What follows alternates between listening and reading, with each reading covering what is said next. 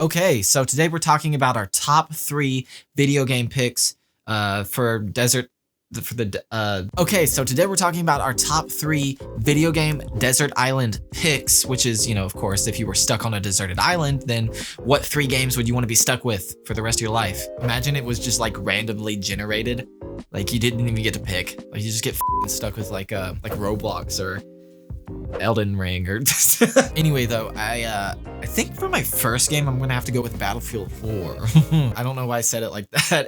It's not like it's a great game. I think everyone loves it universally in the Battlefield community anyway. But yeah, I'm going with Battlefield 4 as my first pick. It's my favorite first-person shooter multiplayer game ever. And that's including Call of Duty and Halo, which I love those titles. Of course, they have their missteps here and there for the franchises. Of course, Battlefield does too, but seriously, Battlefield 4, I could just play it forever. It's like crack, but in a video game form. And that is the analogy I'm going with. No, but seriously, I've been playing this since it came out. I was playing it on Xbox 360. I moved over to PC and started playing it when I became a PC gamer.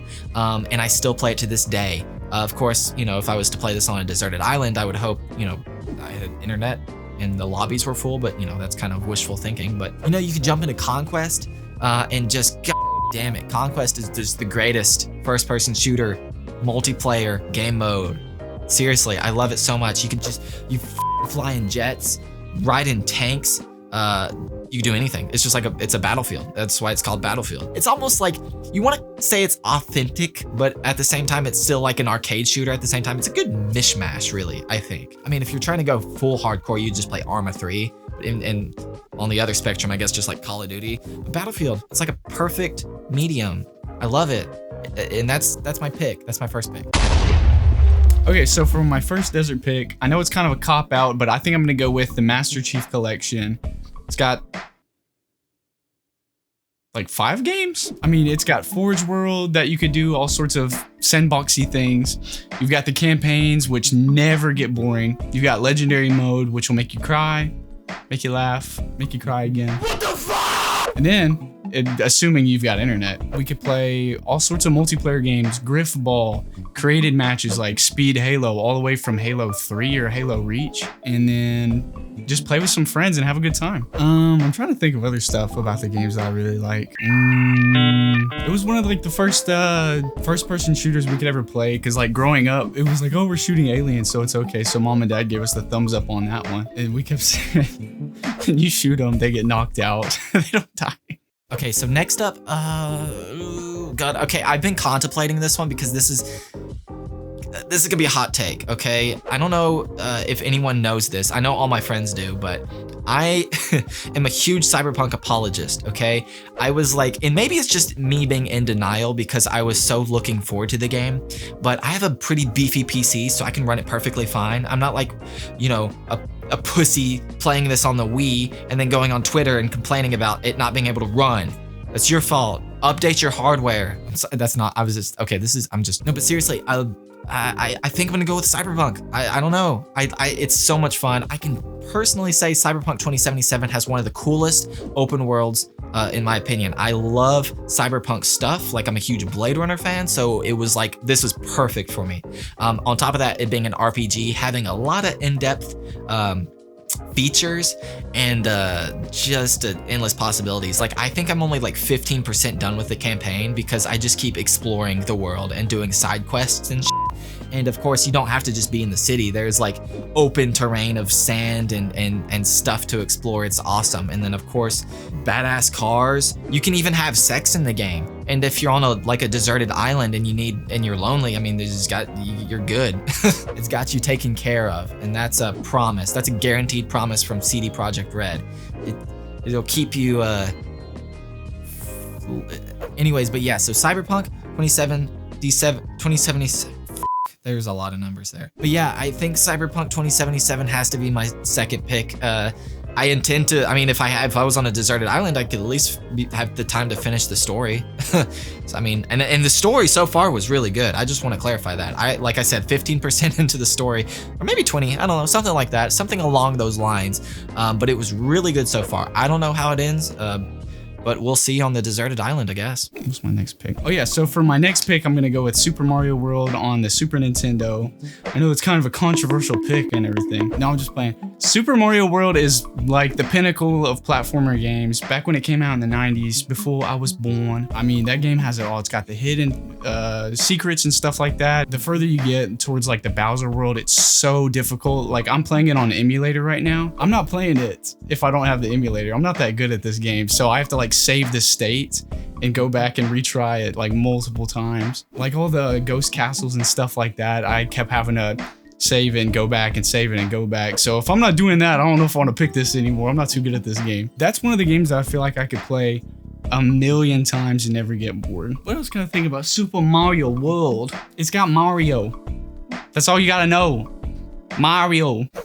You ran out of things to say. But like really though, what else can you say about like Mario Super Platformer? Everybody knows it. Everybody knows how fun it is. Jumping on things. Yoshi. All right, so for my third pick, I was thinking maybe I should pick something that I've never played before, something like The Witcher 3, for example. It's always been on my list, but I'm just like, I'm scared to play it because it is so daunting, and I don't know if I have the time. I probably do have the time. I just tell myself that I don't. So if I was on a deserted island, of course I'd have all the time in the world to play it. So I thought maybe I could do that. And then I thought maybe I could play something like Divinity Original Sin 2.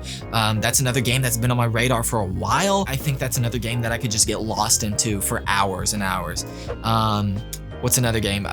Maybe Hades also could have been a contender. I don't know. I could get bored of that after a while, but it's such a fun, fast-paced.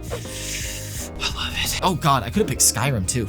Or Grand Theft Auto 5. I don't know. That was getting, fuck. I think I'm just gonna have to stick with my gut and just say Minecraft. I'm gonna have to go with Minecraft, guys. I know that's such an easy answer at this point. I mean, who's not gonna pick Minecraft on a deserted island? You could do anything in the game. Especially, like I said, if I could play with a friend on co-op, then we're getting lost in there for hours and hours. We're gonna build castles, villages, penises. We're gonna build everything we want to, and we're never gonna get bored, because I started playing Minecraft when it first came out on Xbox 360, I think, which was around 2010, 11, something like that. And that is one of the only games that has kept me up till like 4 in the morning playing with friends and building. I can't tell you many other games that has done that for me. So yeah, I'm definitely going with Minecraft. And I feel really solid about that one. I don't know about the other two, but that one is I'm 100% positive on, and no one could sway me from that choice. Okay, so back in 2011, I was a little nerd, still am, and I was cooped up in my bonus room playing Oblivion for the first time. I had a friend that let me borrow it. Don't know if I actually ever gave that game back. Anyways, Skyrim came out, holiday, so it was the big Christmas present. I remember opening it up, and I opened it up and it came with a guidebook, which was about this thick. Read through the whole thing. You know, I don't think I even saw Brad that entire day. I think I just sat inside, played on my TV, and did like a little speed run of the main story and everything like that. But I mean, all the side missions, the depth of the world is insane. You could play that game probably 300 different playthroughs and still find something new every time you play it.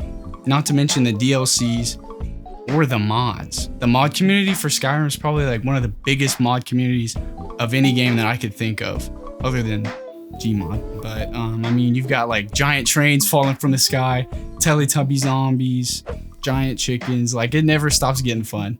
So that's the last game that I would pick. Also, it's got dragons. Anyways, but yeah, those were just a couple of my blockheaded picks of video games that I would take to a deserted island. So yeah, I'm gonna go back over to my Steam library and scroll through all my games and realize that all my picks were bad, and then I should have picked anything else. And then I'm just gonna overthink everything and start to think that this is real and that I'm actually on a deserted island, and then I'm just gonna blow up.